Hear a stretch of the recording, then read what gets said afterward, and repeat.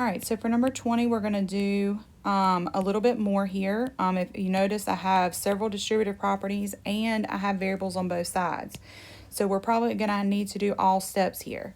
So if we do the distributive property, again, I'm going to distribute the 2, and this 6 right here has a negative in front. You need, or the subtraction, you need to distribute that as a negative so that you don't have to worry about it later. So when we multiply, we're going to multiply by -6 to the d and the 5.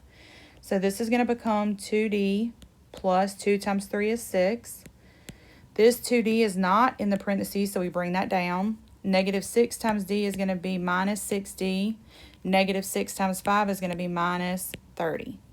So we did the distributive property. So we're going to look to see if we need to combine like terms. So on the left side, there is no like terms to combine, but on the right side, we do have like terms. So the like terms that we're going to combine are 2 and -6. So if we combine 2 and -6, that's going to give me -4d. And then we're going to bring down that -30. So then we have 2d plus 6 left on the left side. Now, this is the first time in these examples that we're going to be moving the variable. So if you notice, I have a 2d on the left and I have a -4d on the right.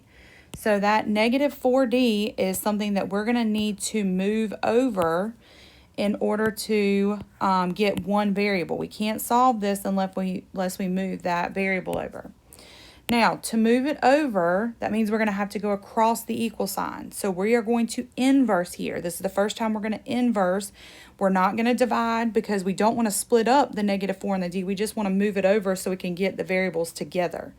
So I have -4d. So we're going to add this 4d back to the left so that I can put those variables together. So since I added that over, that's gone. And we're going to combine those to make 6d. So 2d plus 4d is 6d. Bring down the plus 6. And that's going to equal -30. Okay, so move the variable. We had a variable on the right-hand side this time. We moved it over with addition and subtraction. So now we're just going to go back to what we were doing previously. And we're going to subtract that 6 because we're going to add or subtract the constant. So by doing that, we now have -30 and -6 gives me -36. Bring down 6d. So we did some subtraction there.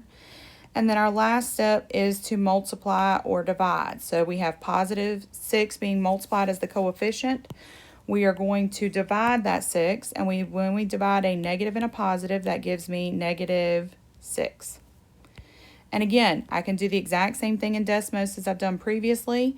I can split up the left and the right and find the intersection, or I can type this entire thing in, except for change that to the squiggle and verify my answer.